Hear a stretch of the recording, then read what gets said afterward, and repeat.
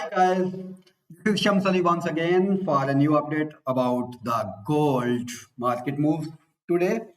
तो अभी थोड़ी देर पहले हमने लाइव वीडियो में गोल्ड का बहुत डिटेल के साथ एनालाइज किया और हमने आपको बताया कि गोल्ड कैसे 4 आवर टाइम फ्रेम में एक बिग स्ट्रक्चर बनाते हुए जा रहा है और अब अपने करेक्शन फेज में है।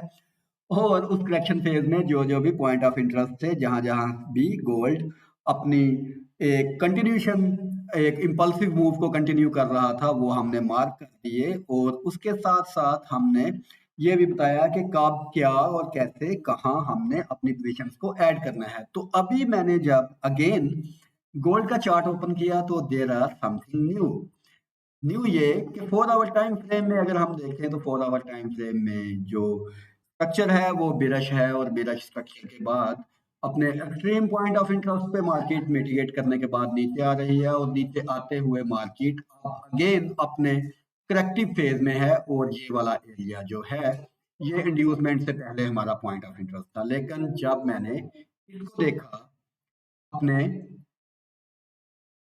H1 के टाइम फ्रेम में, तो H1 के टाइम फ्रेम में मुझे एक न्यू चीज नजर आ गई, वो ये कि यहाँ पर एक बिरश फ्लैग भी बन रहा है, जो कि बिरश फ्लैग कंटिन्यूशन की निशानी है गोल्ड की प्राइस की मजीद नीचे की तरफ जाने की, जो कि अभी उसका मोमेंटम नीचे की तरफ बना हुआ है और इसको मजीद नीचे की तरफ लेके ले जाने की निशानी है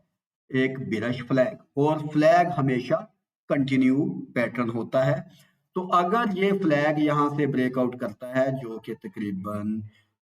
2736 का एरिया है, यहाँ से अगर फ्लैग कंटिन्यू ब्रेकआउट करता है तो इसका जो गोल्ड का नेक्स्ट टारगेट है वो तकरीबन 2700 के लेवल तक हो सकता है। तो अभी हम क्या कर सकते हैं,